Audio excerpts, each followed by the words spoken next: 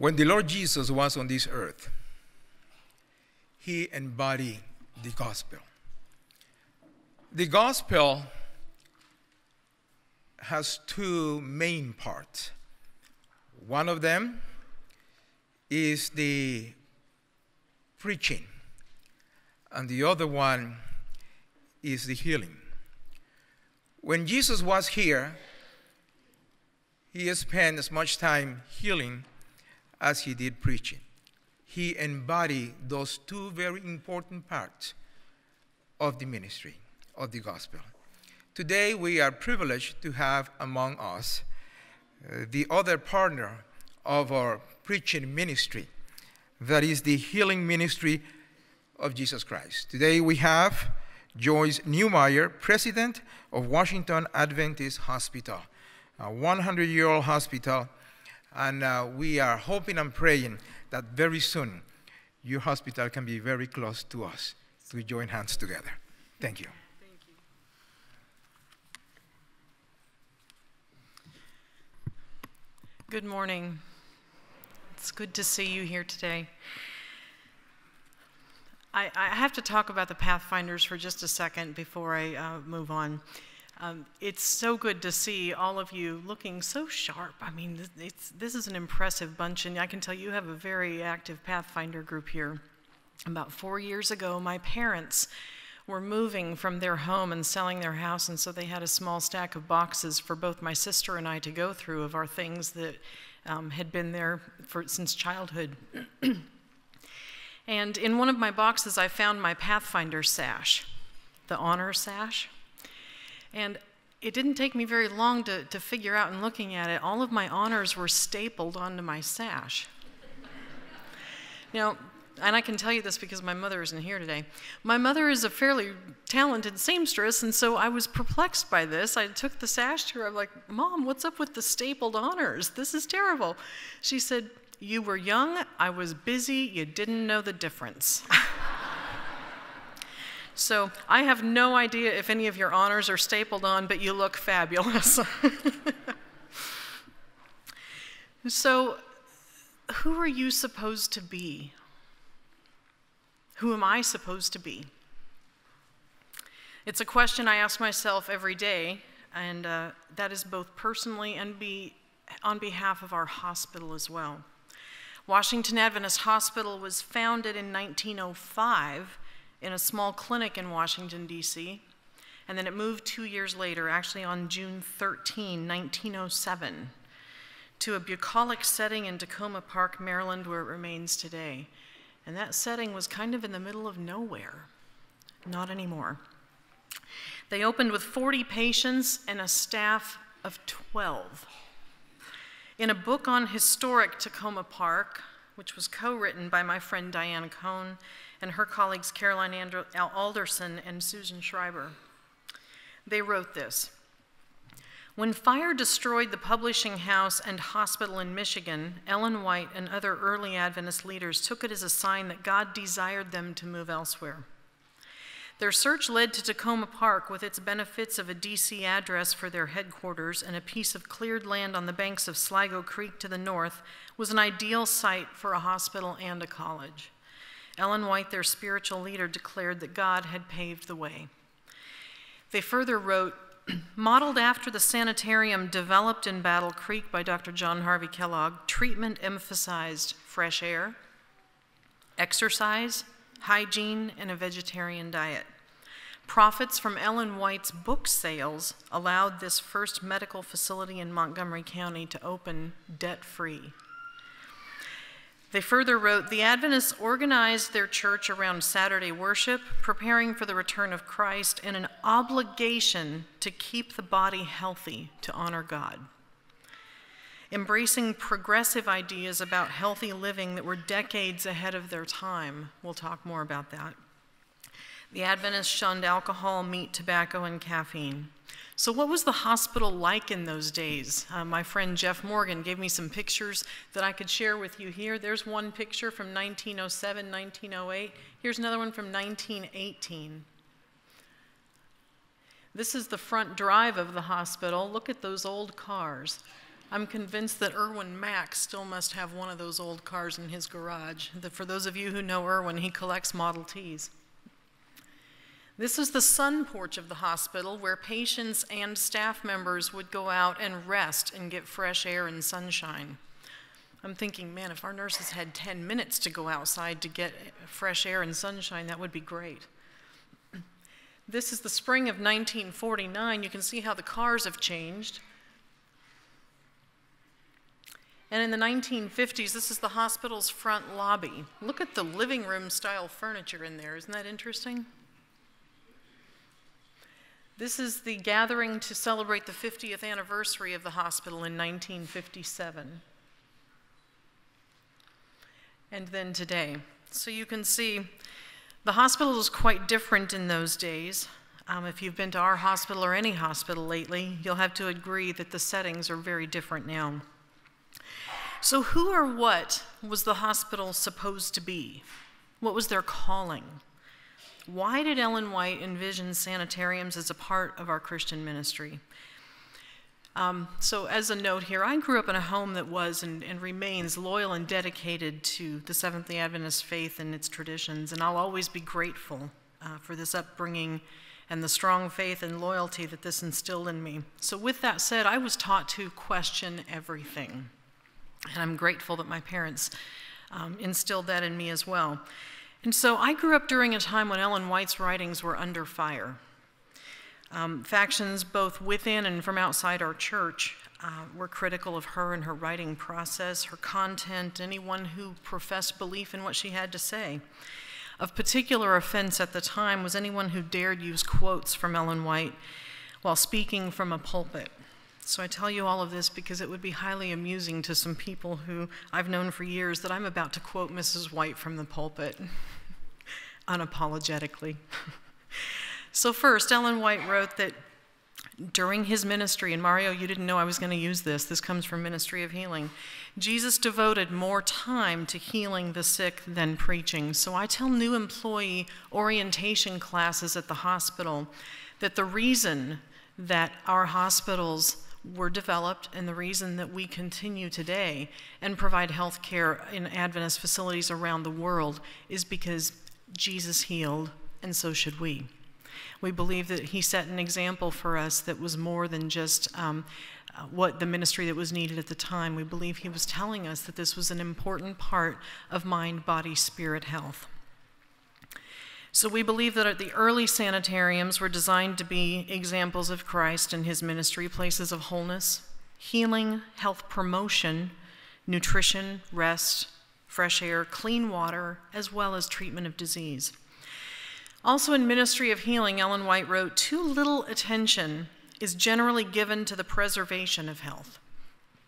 It is far better to prevent disease than to know how to treat it when it's contracted.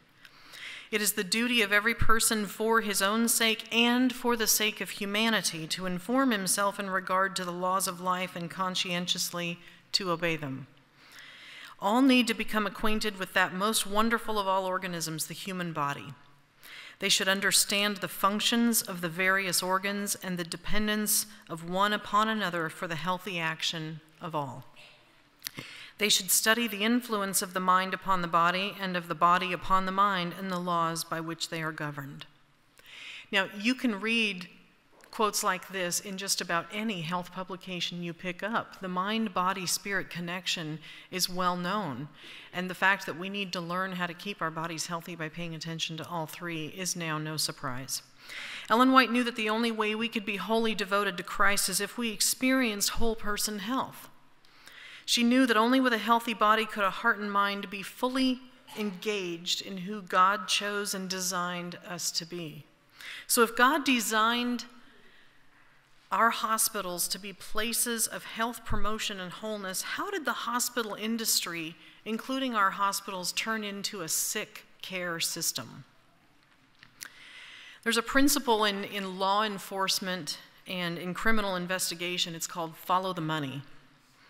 So what that means is if you follow the money trail, you can often figure out what happened. And in my opinion, that's what happened with the hospital industry. You follow the money. Not just that people were trying to make money, it's not just that. it's that when our sanitariums were founded, health insurance was unheard of. Hospital care wasn't free, but it certainly didn't involve costs the way that we know them today.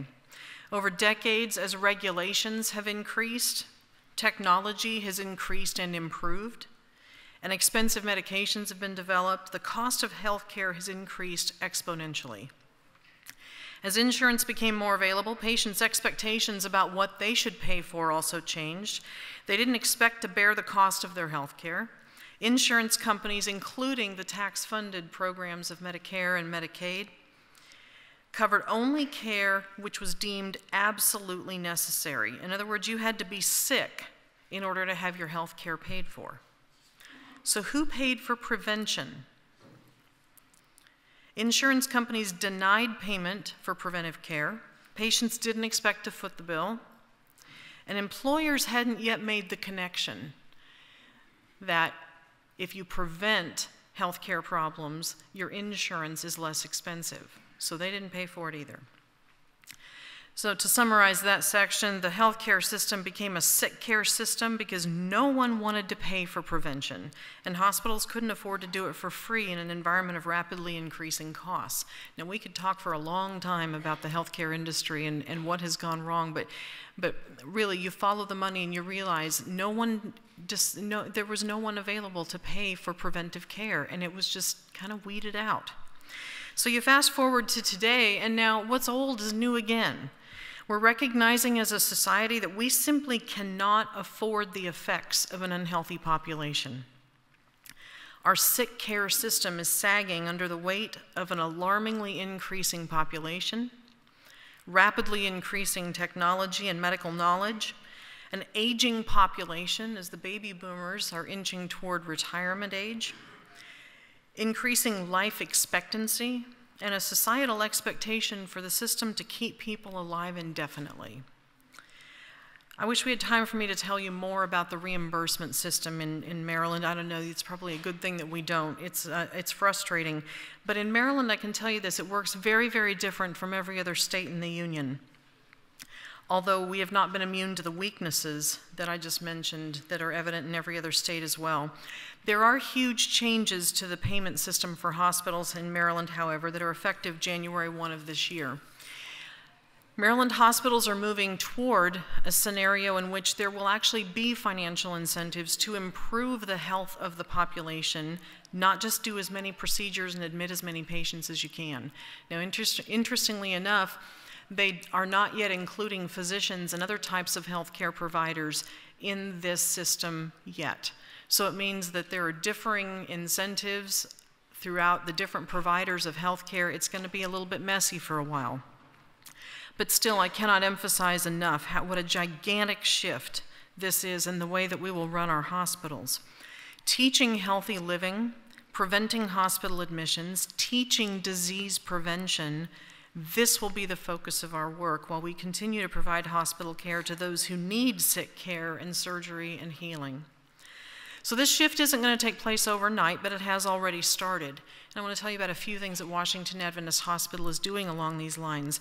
We're active in teaching community health classes, working with nursing homes to prevent acute illness and disease from developing into larger problems that require acute care hospitalization.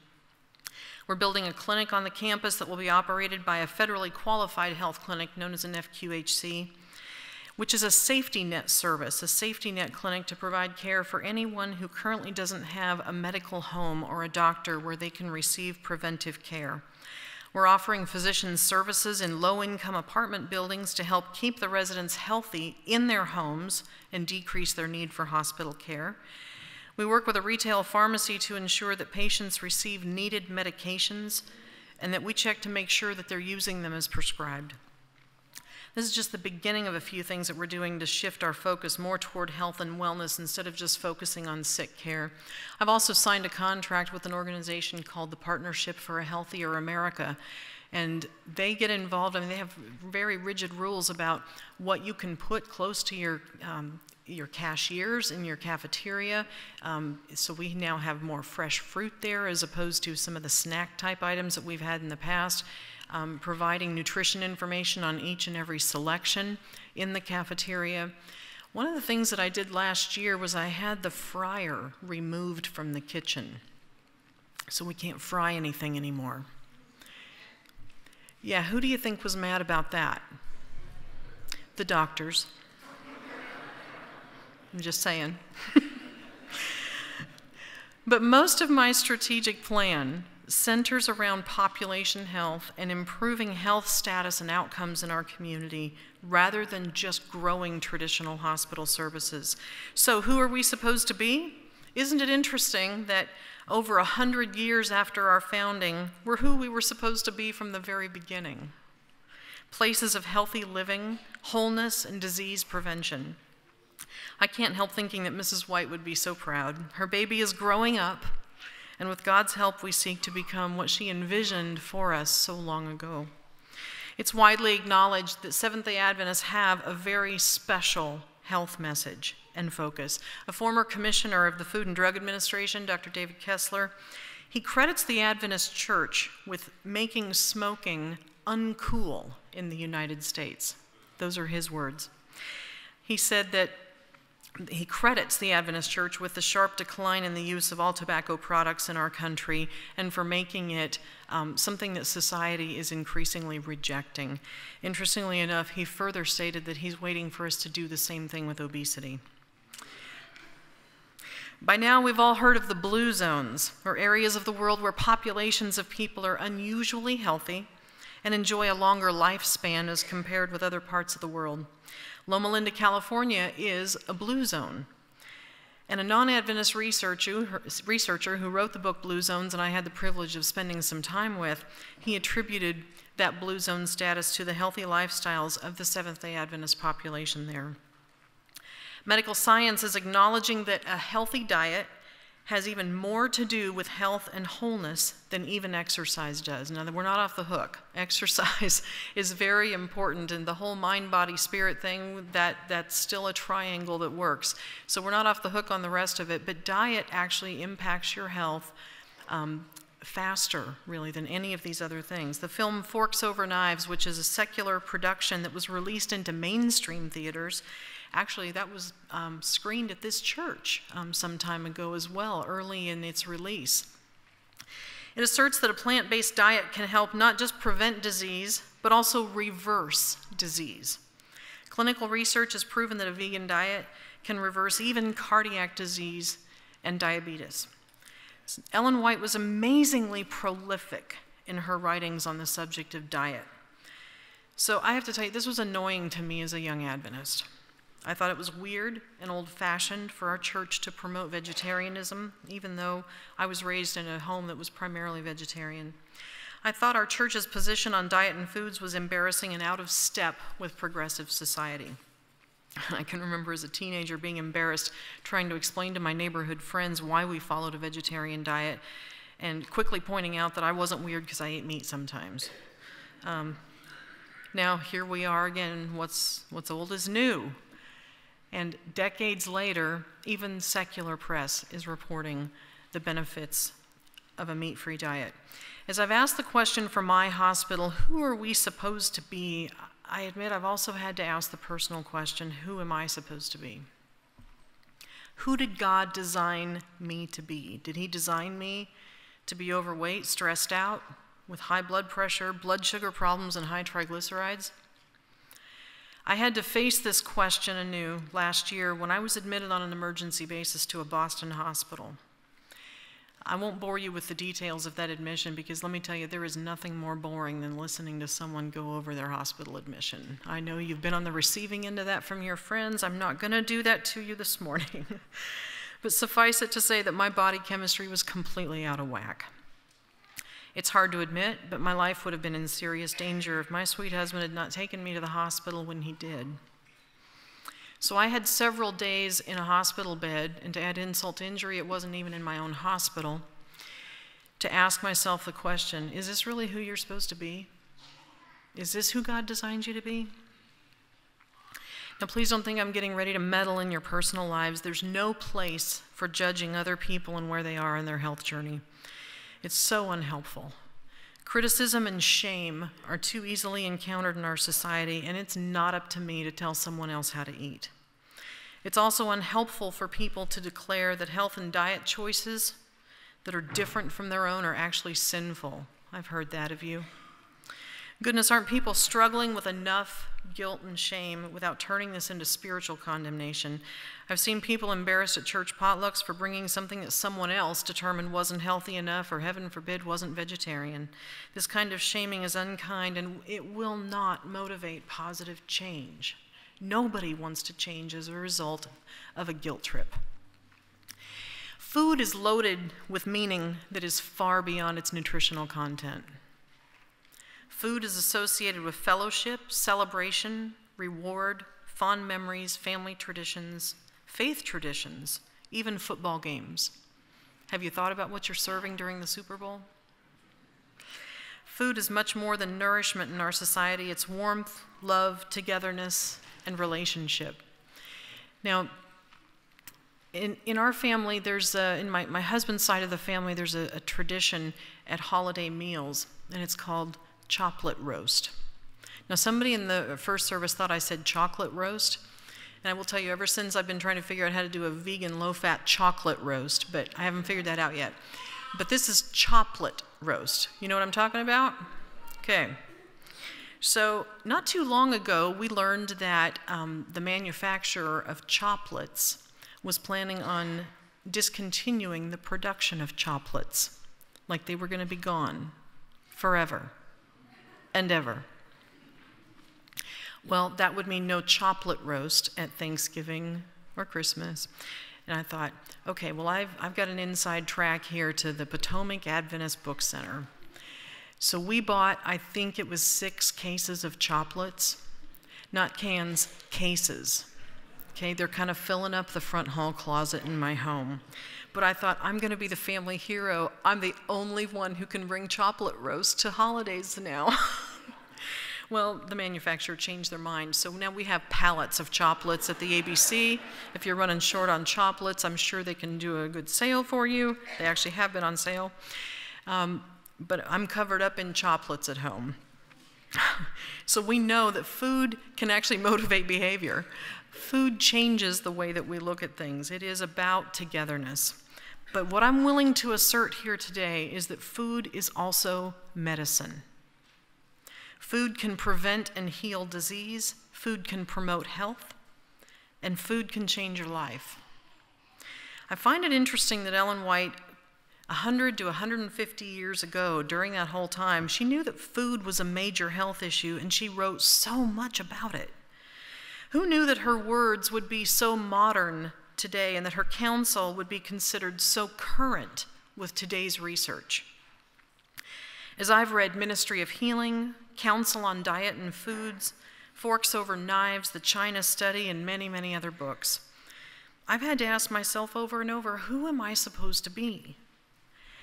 So I've concluded that God designed me to be healthy, happy, with good stress management habits, active, engaged in regular exercise, of normal weight with normal lab values that represent healthy blood, and all this leading to a healthy mind that can focus on serving Him, serving my family, and serving our hospital in ways that please Him and represent His character to those around me. So that's my journey, and I'm not done yet. But as we, as a society, consider the effects and the costs of living unhealthy lives, I encourage you to ask yourself the question, who am I supposed to be? Who are you supposed to be? Paul offers us a motivation to ask ourselves who we're supposed to be and who God designed us to be. In 1 Corinthians chapter 6, and I chose verses 12, 19, and 20. This was read to you earlier. We're going to do it again. Paul was asserting that we should live to glorify God in body and spirit. Now, I acknowledge he was speaking specifically in this passage of sexual immorality. But if you read Paul's letters, it's very clear to see he's not talking just about a specific subject when he talks about the Christian life. He's talking about how do we live in such a way to glorify God in everything that we do. So he was addressing our motivation for living a life that pleases our Creator. All things are lawful for me, but all things are not helpful. All things are lawful for me, but I will not be brought under the power of any, meaning I'm not going to be addicted to anything.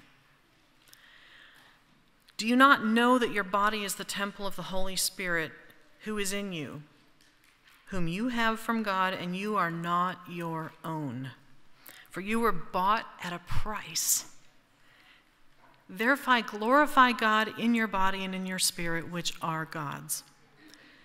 So this church, Beltsville Church, has been committed to serving people who are asking of themselves, who am I supposed to be? Lisa Miang is an active member of your church here, and I hope you all are aware of what a wonderful leader she is at the local Adventist Book Center. I'm privileged to serve on her board. I serve on many boards, but it is one of the most rewarding positions that I hold. I hope you know we don't see ourselves as a store. We see ourselves as evangelism. And part of that evangelism is helping people to live healthy lives. And most of the sales that we do are actually related to health food. The Living Well lifestyle classes that the staff teaches there, they're life-changing experiences, and this church has hosted some of those classes as well. It's amazing to see the positive clinical results in the class participants. Lisa and I share a dream of the store and the hospital working together.